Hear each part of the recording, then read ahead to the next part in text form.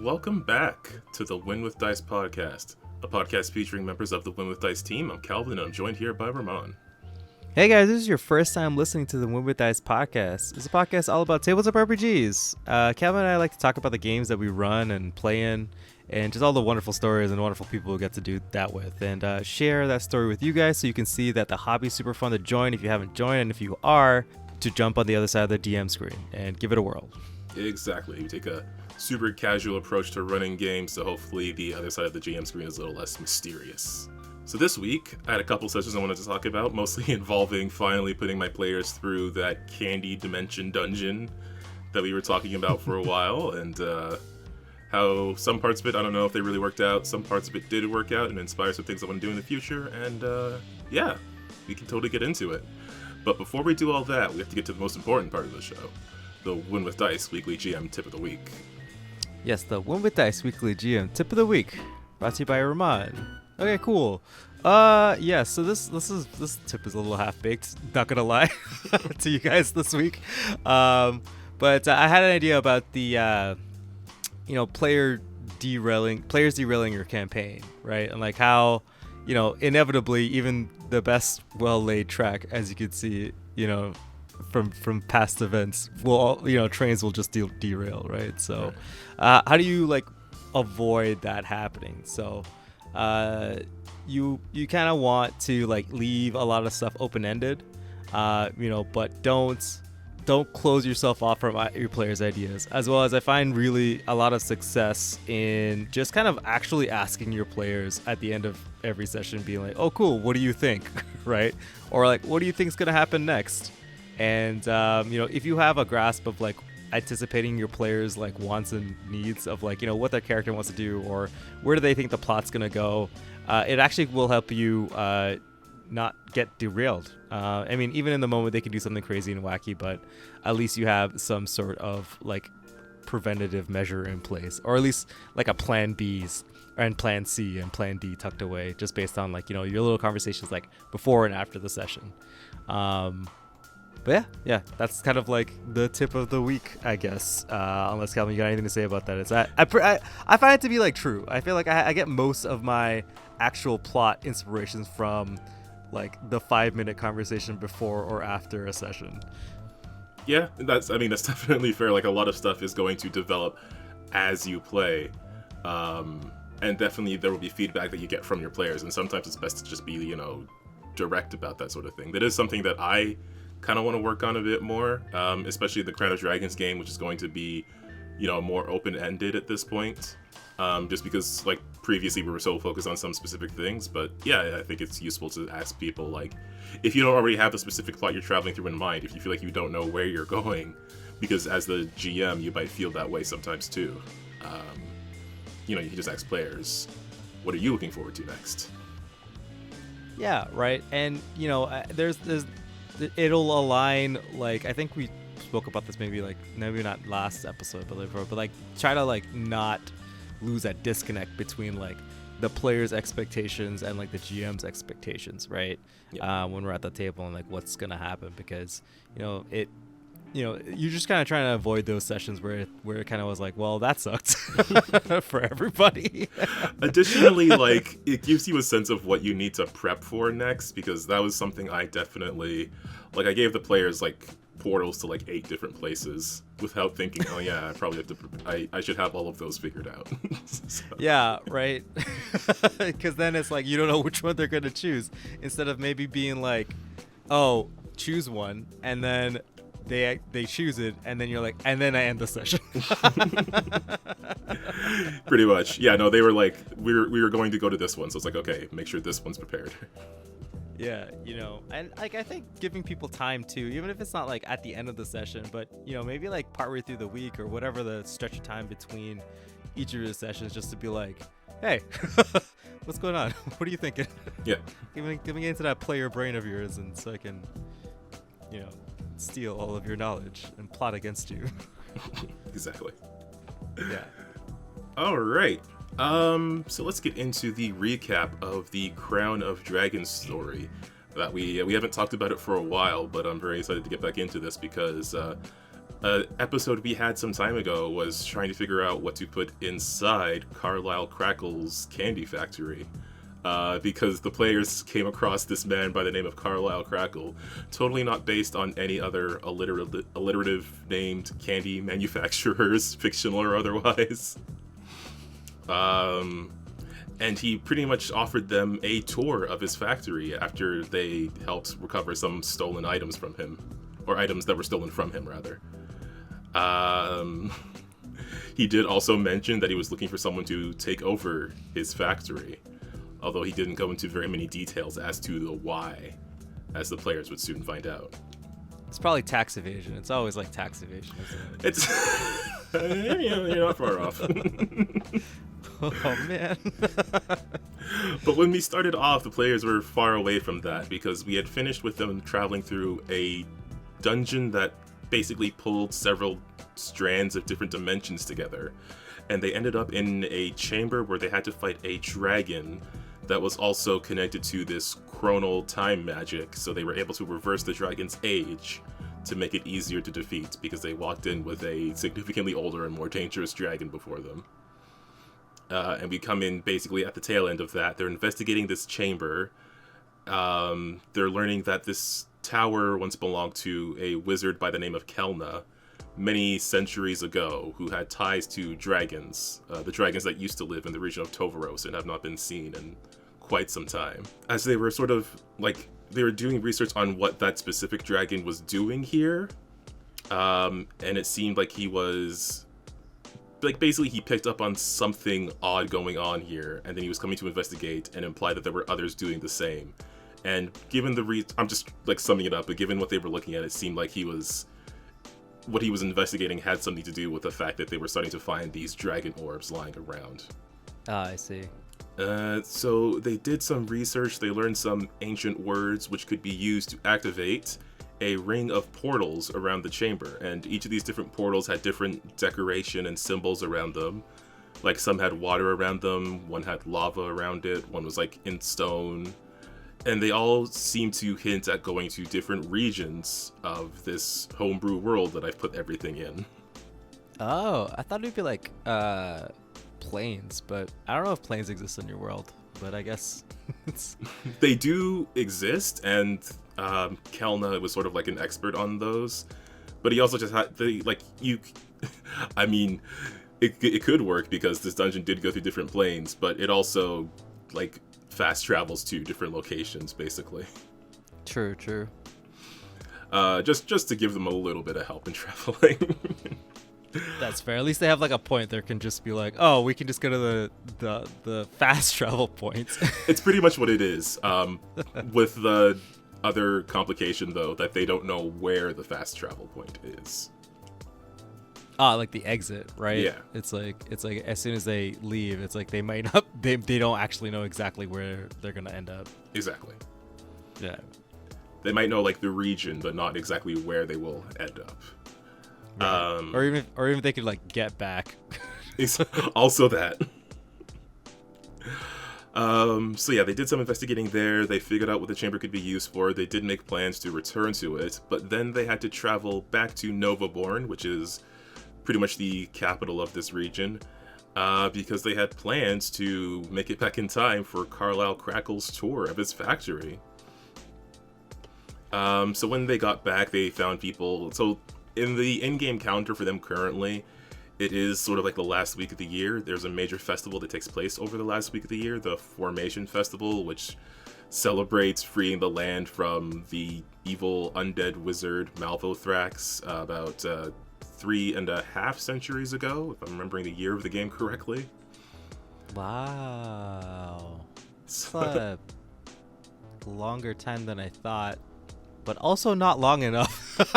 Yeah, I kind of borrowed the concept from Starfinder of like, because Starfinder has something called the Gap, which is basically like a universal reset on people's memories, and then they don't have to have like a timeline of, thousands of years.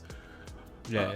So for me, it was like, I don't want to figure out a timeline of thousands and thousands of years, so I'll just have to figure out a timeline of a few centuries and just say there's a point where like history reset, basically. because there's like very little traces of history before Malvothrax, because he would have just terminated all of that. Sure, he probably would have just glassed whatever was before him. It didn't matter. Exactly. Just don't ask about the rest of the planet. It's gone. There's nothing there. Don't worry about it. So yeah, they came seeing, preparations being made for that festival and some of the partying going on. This is like the first day of the last week of the year, so things are starting to kick off, as we'll see in the session after this. But so it's the last day of the year in winter for your world, like in North America? Yeah, it is during the winter months. I see. Okay. So that is something that we were dealing with when they were like traveling before, just dealing with the cold weather. But fortunately, they did buy warm clothing, so they didn't have to worry about it too much. Yeah. But yeah, they made it back to the candy factory. They were led in by the half-orc security guard they had met before. And when they arrived, so this was part of the reason why I didn't want them to see the previous episode we were talking about, because I think I might have mentioned this before. Obviously, in the story that may or may not have inspired this adventure, there were other people who were on the tour who had to deal with some wacky consequences for their actions. So I wanted to put some NPCs in there just to be rivals to the party.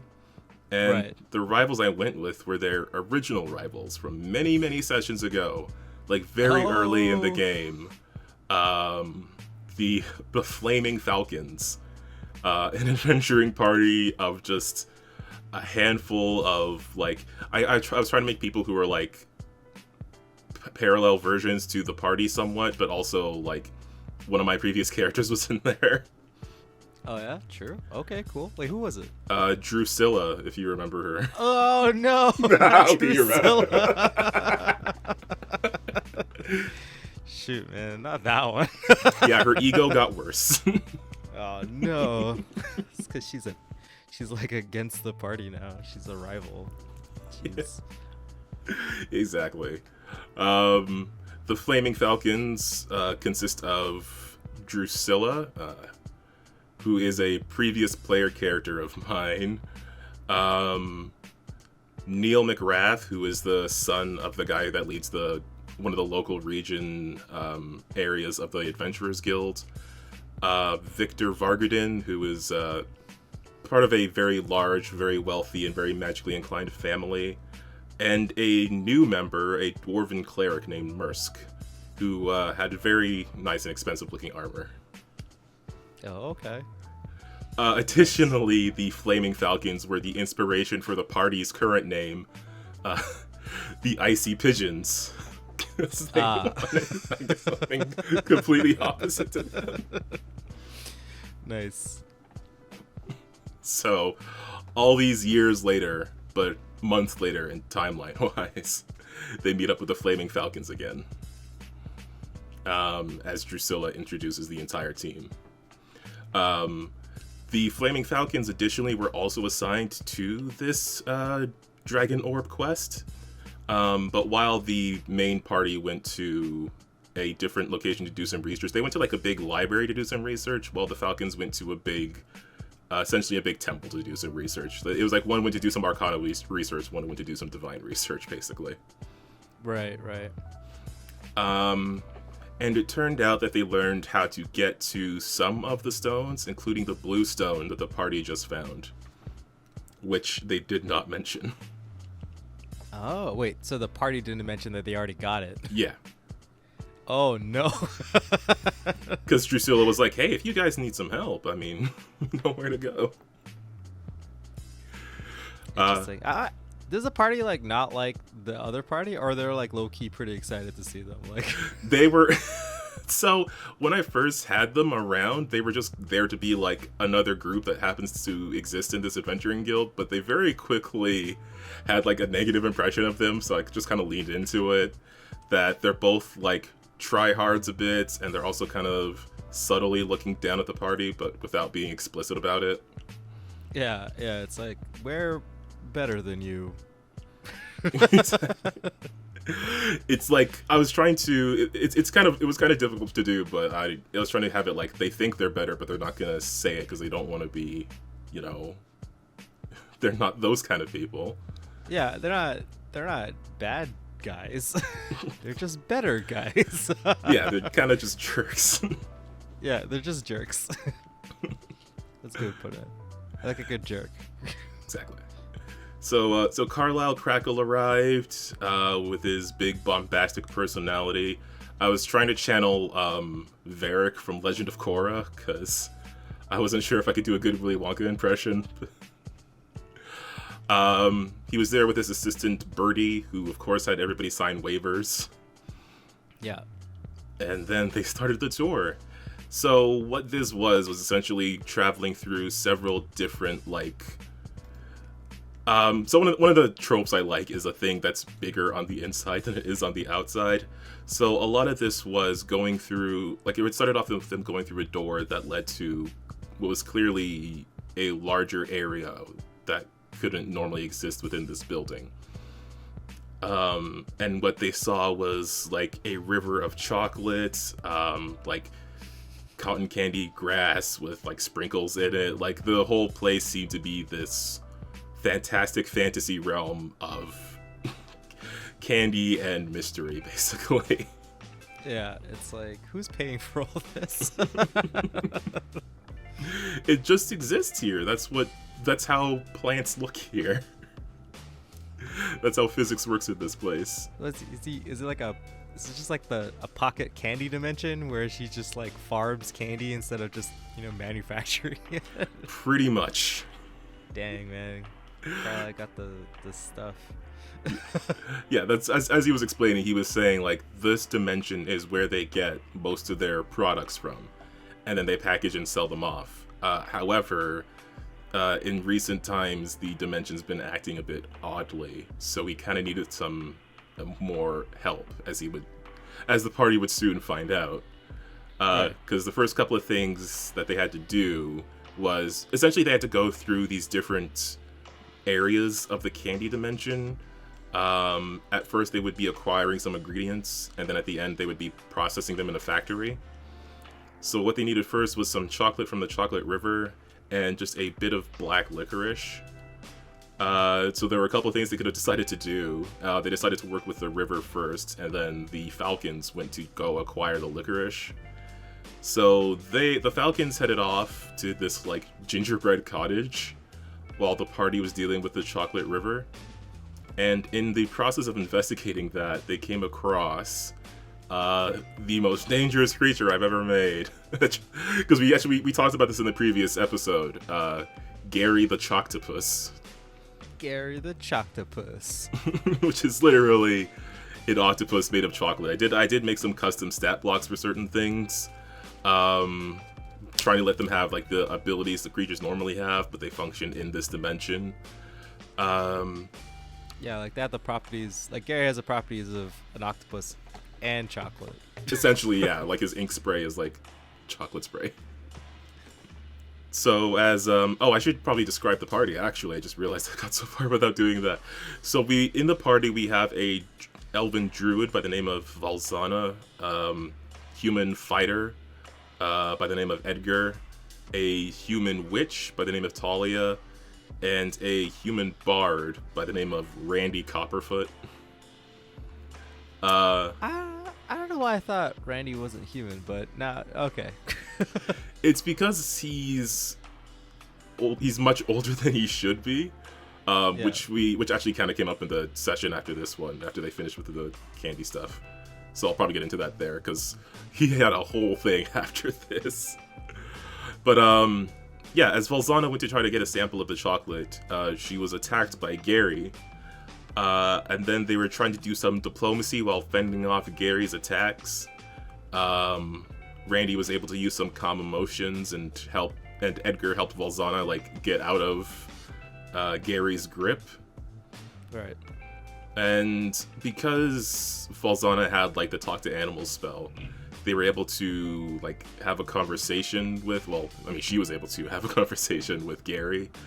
Finding out that things were going weird in this dimension, specifically from Gary's perspective. There used to be like more chocolate in the river, but then like the people that worked for Carlisle, it seemed like they were taking too much, and then they sort of confronted Carlisle about this, and he was just saying, yeah, I mean, like, suddenly all the creatures in the dimension started just to become hostile lately, and the whole candy, that like all the resources they've been able to get from here has been dwindling recently. So the kind of the reason, part of the reason he had this tour in the first place was because things were just getting to be a bit too much for him at this point, and he needed to get some rough and tumble adventurers in there who could handle the growing dangers of the candy dimension while keeping the business afloat. Oh, okay. So just like, all right. I think that's a weird plan from a weird billionaire guy, but all right. That's yeah. That's pretty much it. It was a very strange plan. I mean, a dude who owns a whole candy dimension and is like, that's how he gets his candy. I guess that makes sense. Like, it's getting a bit too rough here. I need people who know how to, handle themselves, who can keep the business going. Right. So after this revelation, the party wasn't too happy with him. They did move on to try to catch up with the Flaming Falcons, and they found the Flaming Falcons fighting like this massive black licorice ooze creature. Oh. And their cleric Mursk had gotten like absorbed into the creature. So the party stopped to help them out. They were able to rescue Mursk and get some of the black licorice they needed. But Drusilla seemed like completely unfazed by anything. Like she didn't seem worried at all about her party mate. She seemed to only care about completing the she only cared about completing the quests, and she didn't really care about like what happened to the people that she was adventuring with. Interesting. Is that a character development thing, or is there more? Ooh. Maybe. That's just kind of where she was at. I mean, and as also like in comparison to Valzana, who is the last member of the original version of the Icy Pigeons. It's true. She just seems to like be in a similar, well, not even in a similar position, but Drusilla doesn't seem to be the type who cares about that sort of thing. Right. At least for now. Who knows where that's gonna go? I just wanted Drusilla to have a bit more. I mean, you remember how she was. She was always like rushing ahead into danger, despite her inability to handle it. Yeah, kind of uncaring, that kind of thing, right? Yeah, I was kind of thinking like, what would Drusilla, what could I give to Drusilla that would make her both a rival to this party, an interesting character, and continue with like that bombastic personality she has. And it's like, yeah, she's just more focused on getting the job done than who she gets it done with. Right. So you can get all the glory, right? Yeah, kind of that. Also a little bit like a less evil version of the bad guy from Fast and Furious 6, which is like the main inspiration behind the Flaming Falcons.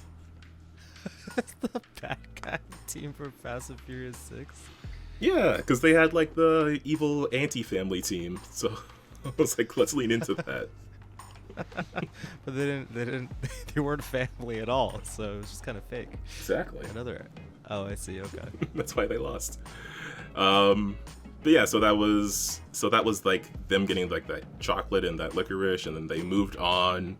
They traveled until they came across a tunnel made of gingerbread, which led into like a cavern where they had to acquire some like gummy gelatin substances. They split off again because I wasn't gonna have like 4 extra NPCs in a combat. Yeah, that'd be too much. And then they encountered, so you remember those ochre jellies? I think we fought a couple of them in Tim Delver. Yeah. Yeah. The party encountered something very similar, but it was made of gummy candy. And basically, like, the more they sliced it, the more it kept splitting up. But it was like those little gumdrops with like a big old eyeball in them. Kind of like that guy. For the token of it, I like recolored that one gooey alien guy from Monsters vs. Aliens. So it was like a big green blob with an eye in it, and just made of like gelatin and whatever. So the party was dealing with those guys in sort of a cramped tunnel. And the jelly was immune to a lot of different kinds of damage, especially with like its ability to split and everything. It was taken out by some sonic damage, but a sonic burst from the Bard also happened to knock Carlisle out towards the end of that fight. Wait, Carlisle was like hanging out? Yeah, the party did not let him. Well, I mean, for one, the party didn't want to let him out of their sight, and for two, he was the one who knew like where to go. He was staying out of the combat, but he was still like physically there. I'm surprised you even put him on the map. So. Yeah, I mean, he was far too close. Like he was certainly there on the map. He probably should have been further away, like outside of the range of this burst, but. You know how combat goes. Things move places, and then people who shouldn't be in certain places end up there. Yeah, true. But that was about the end of the first session. And then in the next one we help Carlisle recover. He explains a bit more about how the dimension's just been like fracturing and changing within the last year. But they are able to make their way through the rest of the dungeon. And then they came up upon like a smaller cavern, and with some inspection they found another tunnel going through it, a tunnel hidden behind like massive red and white, very smooth looking rocks, that as they pushed them aside, they were led through a smaller tunnel into what looked like a forest with the trees made of candy canes. You can see like the red and white stripes around them. They also saw like there were boxes lying around, many of them wrapped up with bows and ribbons. Carlisle sort of offhand mentioned that some of his workers once saw a guy with a beard and a red suit leaving these boxes lying around, but they weren't able to figure out how or why. But there is some decent product in them usually. So Santa Claus is canon in your world?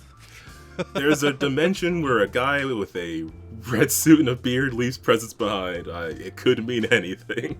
It could mean anything. All right, man. This mysterious eldritch entity. They call it Santus Claus. Santus. Indeed. But much like everything else, the boxes have been affected by whatever is corrupting this dimension.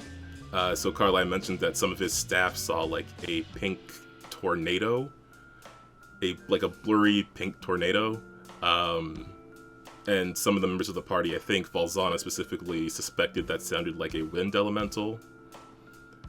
So they needed to acquire like whatever was in the boxes. So Edgar moves up. He starts investigating one of the boxes. He shakes it around a bit, and he doesn't hear anything in there until he shakes it, and then he hears like this rattling and whooshing sound as a cotton candy tornado bursts out of the box. Whoa. So for this, I just took like the wind elemental token and colored it pink. Look, it's strawberry. Exactly. But yeah, so there were like 4 different boxes that they would be able to investigate, and I mean, I had like in a hidden token, I had labeled which one was the one they really needed and which ones were just full of cotton candy tornadoes. Yeah. So partway through the fight, Valzana was just going to fireball 2 of the boxes, and I was like, "Are you sure?" Like, I know, are you sure this is not the right one that you need, that you're gonna burn, and then what? But she went ahead with it, and I was like, okay, because, I mean, luckily for them, it wasn't the one they needed, but unluckily, it did summon 2 more cotton candy tornadoes. Oh, man. So, they were fighting with those guys, in the middle of this forest covered in, like, powdered sugar snow. Valzana was able to use a fireball on one of them and sort of like melted the cotton candy over the powdered sugar. And then Edgar was able to slash through the last one, and he like he licked the remains of it off of his sword. Ew. Where's that sword been? I'm sure he's cleaned it.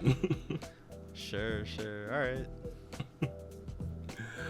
And then yeah, Carlisle was offering again to allow the party to like take over the factory because they seemed pretty effective at dealing with everything that was going on here. And there was discussions about like the yearly earnings, and I was like, I don't have a number for that.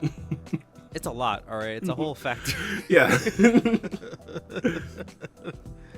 And they were considering like if they just hire someone to run the factory in their stead, and they can keep doing what they're doing and then come back for them and things like that.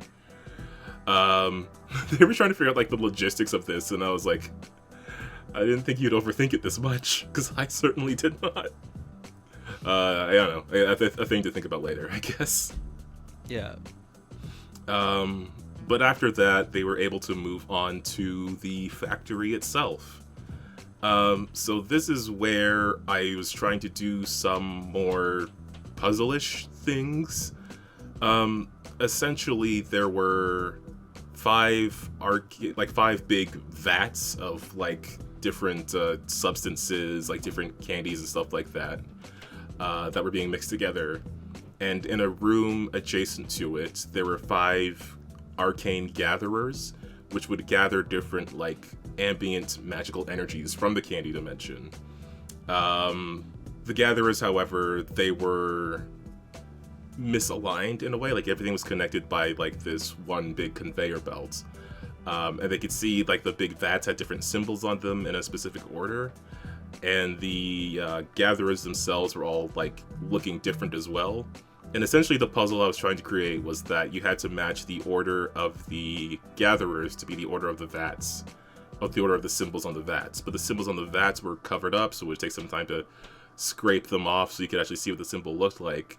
And additionally, for the gatherers, the way I had set it up was that they're in a row of 5, and in between each of them was like a switch or like a lever. And when you pull the lever, it flips the symbols of the 2 gatherers that is in between. So if you're looking at ones that are like A and B, and in between them you flip the switch, they'll switch like the B and A. So they're in different order. So essentially that's what I was trying to have them do while dealing with this pun that came up last time, the refrigerator that was running. Oh yeah. The refrigerator that was running. So I essentially took a door warden, buffed it up a bit, gave it some ice spells, and then I made them fight this evil fridge. Nice. So yeah, the fridge was on one side of the factory. Carlisle was being a bit more useful in that he was like revealing the symbols, just because like I had him because he was there as a token, so I just had them like he will do at least one like action at least while you guys are fighting this creature. Yeah. So he was revealing what the symbols looked like so they know the order that the gatherers are supposed to be in. In the meantime, they were fighting this evil fridge. And it was like it had like a door, like it would open its door and it would spray like ice spikes, and it could just like bonk people with the door, and it could do like a shield. It could raise shield with the door. Yeah. Nice. And it had I forget the name of the spell, but it's a spell that like sprays ice on a surface as well. So yeah, they were in the middle of doing battle with that. To make a long battle short, it did go down because of a flaming sphere that kind of like melted the metal of the fridge into the floor of the factory. Oh no. So that's gonna be a big mess to clean up later. But yeah, they were able to solve the puzzle. I randomized the order of the... I can get to the puzzle for a bit, because like I randomized the order of what the vats and what the gatherers were in. But it ended up being a bit easier to solve than I wanted it to be. Essentially, like they just like ran and flipped all the switches at once, and then it got like 1 or 2 switches away from being the order that the other thing was Oh really? Yeah. True. They just like flipped them all in order, and then I obviously didn't realize that would be what happened, because I kind of just put them in completely at random, because I figured it would be impossible for it to be unsolvable, and they looked pretty different from what I saw. Mm-hmm. I mean, if I had run through and tried to solve it myself, then I don't know if I would have just done that, but... Yeah, well, like they got like, you know, a bunch of brains on their side. It's just you. Fair. But they were very excited when they saw it, so I'm kind of like, I want to lean more into that sort of puzzle, because I have like tokens for like labeling things and stuff like that, and I kind of want to lean more into a puzzle that requires like an action to do something, and then it moves a thing around, like a more complicated puzzle than just rolling a check for it, right? Yeah, like something you can interact with. Yeah, kind of like, it's like not like a trap where it's like it's just do or die with the rolls, right? But it's more like, you know, just thinking, right? Just actual using the human brain to figure it out. Yeah.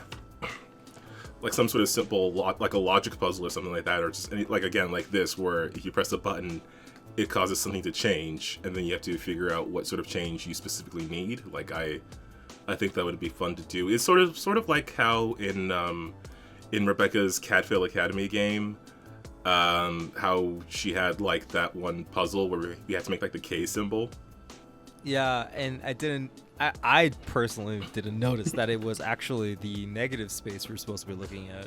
Yeah. Which threw me for a loop. I was like, whoa, mind blown. So I was like, it was just a bunch of triangles. I was like, I don't understand how to make a K out of triangles. Yeah, I think that's the exact sort of thing I want to do more of.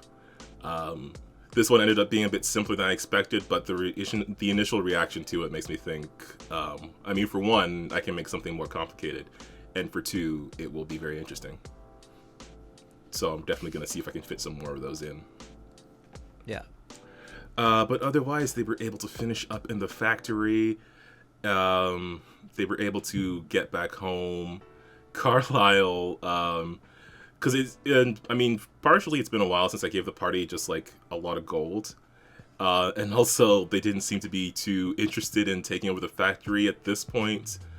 So Carlisle said he was going to, like, thanks to the party's help, they would at least be able to get through the festival celebration.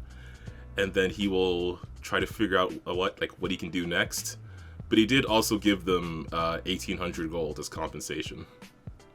Whoa, that's a lot of gold. It certainly is. Yeah. Like for 4 people as well. Yeah, true. So hopefully they don't spend it all in one place. After the Fateseer party, I think it's interesting just to like dump a buttload of gold on a party and then just see what happens. Because I mean, the same thing happened in the Unintended Consequences game. Like we had a lot of gold, and then we used it to get like kitted out for a battle. So I'll see what happens with these guys. Yeah, I don't know. I think, but the problem is like you'll get like a shopping episode. Right? That's fine. Which if you don't plan on, it kind of sucks. But I mean, if you do dump a bunch of gold onto your players, you better expect like the next session to be like, can we spend this gold? Or at least like the next time they're in a place to offload it, they're gonna do it. Oh, I mean, yeah, absolutely. They're in a big city right now, so that's totally fine with me. Gives me a chance to do some shopkeeper voices. Yeah. So yeah, I'm excited to see what they end up doing with that. But yeah, then the Flaming Falcons showed up a bit later, mostly looking a bit worse for wear, except for Drusilla. She looked fine, but Mursk, the dwarf, he was covered in like licorice and gummy jelly and like frosted over with ice and powdered sugar, so he looked like he got it pretty rough. Just like tarred and feathered, but with candy. Pretty much. But Drusilla was just, she was a bit like, okay, that was a lot. Let's just get out of here before we embarrass ourselves in front of the icy pigeons. Oh. Not saying that out loud, but that was pretty much her state of mind. Yeah. So they are also still around, and we'll see what happens with them. But that was the main events for that particular day and the process of making it through the Candy Dimension dungeon. But the session itself was not over. Ooh. Because we just had a few more things to deal with. One of them being something that I didn't realize was such a big deal. But a while ago, Valzana borrowed a hat from the headmaster of the academy they went to when they were doing research. Just like as a thanks for saving the guy's life, he let them borrow his hat, and he was just like, I'll be in this city when the festival starts, just return it to me then. And apparently she was worried about that. Oh, okay. So what does the hat do? Is it just like a magic hat, or like? It is a magic hat. You can use it to summon like a little elemental creature, like a small, low-level elemental creature, but they never really used it. Ah, okay. And I didn't realize it would be such a big deal to give it back just because it had a time clock on it. But yeah, they were able to return it to Headmaster Drawn. And they also asked about, because of like one of the previous player characters, he stayed behind at that school, just because the player wanted to switch characters. And I was like, if he's going to die, it's not going to be on purpose. But they were able to ask about him, and he's doing well, which is fun. That's good. And then they were dealing with Randy Copperfoot, the bard of the party. His whole deal is that he used to be part of a band several decades ago that operated within the city. However, he got on the wrong side of the wrong people, those people being incredibly wealthy and well-connected. So he ended up trying to, I think he was trying to like steal something from one of them, or just something that got him caught by the city guard. And instead of going to normal jail, he ended up in this like secret magic prison, which was essentially like locking people's souls into these physical keys. That's a little extreme. It is. It's really not supposed to be for a loudmouth bard, but I mean, again, wrong side of the wrong people. It was also like the whole thing was just like a cyberpunk reference as well, so I needed a thing that was like something that he could be revived from. Yeah, I mean, you haven't played that game, right? No, I just like saw like a little bit of it, and I was like, okay, I'll see what I can do. True. So yeah, that was how Randy Copperfoot came to be. But more importantly, when they got into Novaborn originally, they headed to one of Randy's old apartments, and they found that it had been ransacked like decades ago. And several things were missing, including the lute he used to play. But further, well, not even investigation, because they saw it on a poster. They saw one of Randy's old bandmates, an elf by the name of Darren Cosmic Contraption, had stolen the lute and was using it in his own solo performances. So, Randy obviously wasn't very happy about that, so they did some research going to look for Darren. They pretended to be a band for some reason. You gotta get in, right? You gotta pretend. I guess so. So yeah, they were like, yeah, Randy, he does like vocals and plays the lute. Valzana does the tambourine. Talia's a flautist. And Edgar just like begrudgingly agreed to be a drummer. I hit the drums. But they were able to find him, or at least find where he was staying, at the Maiden's Flask Inn. And they found Darren playing for an enthralled crowd. And the lute itself, it's like spiky and angular, and it used to have decals in Randy's style and design. But now it was covered in like this leopard print pattern, similar to what Darren himself was wearing, which is like these tight pants and open chest under a fur coat with a leopard print design on it. Oh man.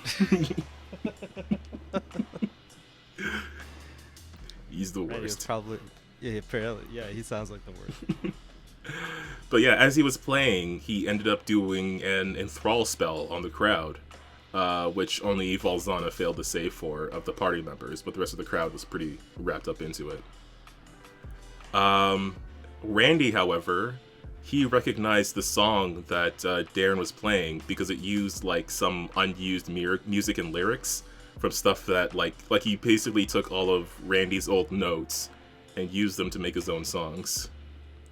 That thief. That 2-bit hack. Exactly. So Randy storms up there as Darren's like coming off stage, smacks a drink out of Darren's hand, which Valzana tries to clean up. And then Randy tries to intimidate Darren to get him to, like, have this conversation elsewhere with Edgar's help. But just because of an unfortunate crit fail on that check meant that Darren did not want to go to a different location with these guys.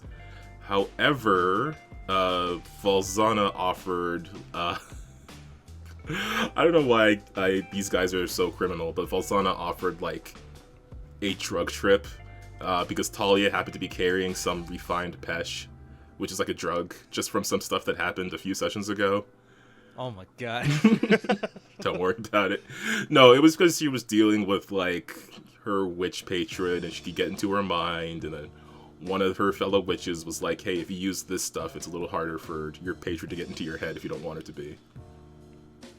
As a very brief summary of a thing that took place over several sessions.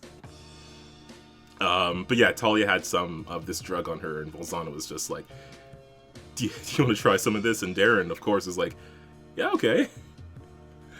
That check would have went a bit better. So essentially what happened is Valzana and Talia were able to go with Darren to his room, but Edgar and Randy were, like, hiding nearby. Yeah. Because Darren's room was on a different floor, so they were, like, in the stairwell hiding. Right. So Talia, who introduced herself as Nancy, basically, they gave Darren this drug. He succeeded the fortitude save, so he was basically just, like, feeling the good parts of it, not the bad parts so far. But however, he was trying to do several charm spells on them that they did manage to save from, because he was just asking them, like, what is Randy actually doing here? Because he clearly didn't believe their story about being a band for whatever reason. But then towards the end of that confrontation, Darren, he, like, strummed the lute, hitting this power chord, and then he summoned a bear into the room, and then tried to leave. But as he left, he ended up running into Randy, who had moved a bit closer to try to listen at the door. So he ended up with Darren face-to-face with Randy, Edgar hiding by the stairs, and Valzana and Talia in the room with this giant bear. Which seemed to have popped out of nowhere. And the loot itself, I don't want to give too much away, but it is based on a loot from the new... It is based on something from the new book. The new Treasure Vault book. Ooh, cool. It doesn't have the same appearance, but it is based on it. Oh, nice. I mean, that sounds pretty cool. So wait, did this fight conclude? Yeah, so we pretty much ended the session there because I did not have I didn't have, like, a map or anything ready for this. And for, because we had also already just finished, that was the second part of the candy dimension. We had finished that session, so it was running a bit long. Yeah, I was wondering. I was like, this is a lot. yeah. This was 2 sessions because the whole candy thing was 2 sessions. So this was, like, the end of the second one. So, like, next time they have to deal with that fight and deal with Darren and probably his fans. Damn you, Darren. I hope that, like, Randy gets his loot back. That would be pretty cathartic, I think. It's a pretty sweet loot. Yeah. Yeah, Darren is, he's just been around for, like, they first, discovered him when they first got to the city, but then they had, like, a bunch of things they had to deal with before, so this confrontation's been boiling for a while. Yeah. And then, yeah, that was pretty much the end of the session, and then this was also the part where I was like, I was wondering what they might want to do next, and they mentioned which particular portal they wanted to investigate, so I was like, okay, I know I need that ready. Because they're probably going back to that portal chamber. Yeah, right. I mean, so then how much of the campaign do you think is... They have 1 orb out of 5. They have 1... yeah, they found 1, like, ages ago. They got 1 now. So there's 3 more out there. And the party knows where they are. Well, the party knows where to look, but the Flaming Falcons also know where to find at least 1 more of them. So maybe you can, like map out where all 5 of them, all the rest are, and then just kind of go do that, I guess. Yeah. I I feel like if I made this campaign now, it would be a bit more focused, but there's too many loose threads going on here. So I don't know. I mean, as long as your players are fun, and there's like, again, there's nothing to derail if you didn't have a plan in the first place. Fair. Entirely fair. But yeah, that was that session. I really don't know how this fight with Darren is gonna go. I generally have no idea, but we'll find out. Well, I'm rooting for the party. I mean, me too. Darren is based on, like, me and Randy's player and another friend. We played Sims, like, ages ago, and there was a guy named Darren that was very annoying in that game. And he kept, like, coming over to our house and using our stuff. Oh. That's amazing. So he's partially based on that. He probably broke into Copperfoot's like place to borrow something. He's like, oh, he's not here. I'll take his loot. Exactly. He's the worst. But yeah, I mean, I'm rooting for the party, but we'll see what happens, because I mean, two of them are dealing with a bear right now. But yeah, that was that session, or those two sessions rather. Nice. Yeah, I definitely want to do more like physical puzzle stuff, and I think the candy mentioned was a very interesting set piece. I think I leaned into combat a bit too much for the first parts of it, but that puzzle definitely, I think, really worked. So, well, I mean, it didn't last as long as I wanted it to, but it's given me some ideas. So that's kind of where I'm at with it. For sure, and I think I also want to work in a little bit more non-combat stuff. Mm-hmm. Definitely something I fall back onto a lot, because that's where my comfort is as a GM. But you know, it's always fun to kind of do something else for a while. Yeah, I mean, like, because it's still problem solving, right? Like combat is, but different kinds of problem solving I think would be fun. Yeah, I mean, I think a cool riddle would be good, or you know, that kind of something. I think I want to do a riddle. Find a riddle. I mean, there's probably like a bunch in video games and stuff that you can borrow, just rework. True. But that's all I've got to say on that. I don't know, Ramon, is there anything else you want to ask before we head into the outro? No, I don't think so. I think we're good to go to the outro. Okay. All right. Well, thanks a ton for listening to this episode. If you're into this sort of thing, then just drop a subscribe or hit the like on the video. You know, all the YouTube stuff you know how to do. The notification bells to get notified when a new episode goes up, or when I go live with some gaming streams. Because there's gaming streams usually around 3 times a week, with Gotham Nights on Thursday and Skyrim on Friday and Mass Effect 3 on Sunday. So if you want to see any of those things, just hang out around the channel. The live streams are really fun. You can come hang out with everybody and watch me be... I saw some birds in Mass Effect and I freaked out, because I was like, I've never seen birds like just hanging out before. They're like these dinosaur pigeon things hanging out in the Citadel. I lost my mind.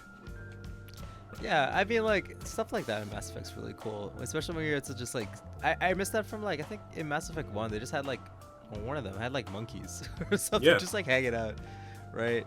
Or I think on the beach they had just like random animals, and I was like, I want more alien animals just like wandering around. Right? It's just like an infestation. Because it would be, right? But yeah, or like you're like on like an alien planet, and there's like, oh look, there's like an alien giraffe. It's weird. Exactly. Yeah, I want more of those. So hopefully there are more. So definitely come check those out.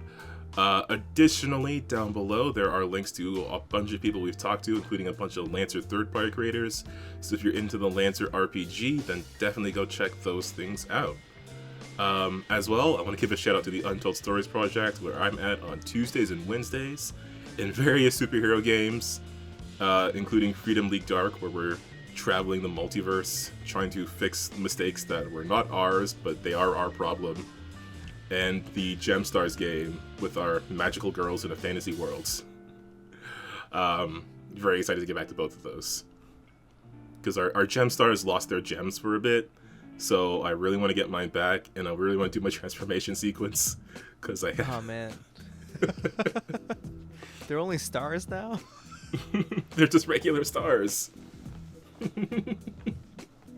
Yeah, I want to get back to that. So definitely go over there and check those out as well. And they've got something coming up that they've got a Hero High podcast game coming up that I'm very excited for as well.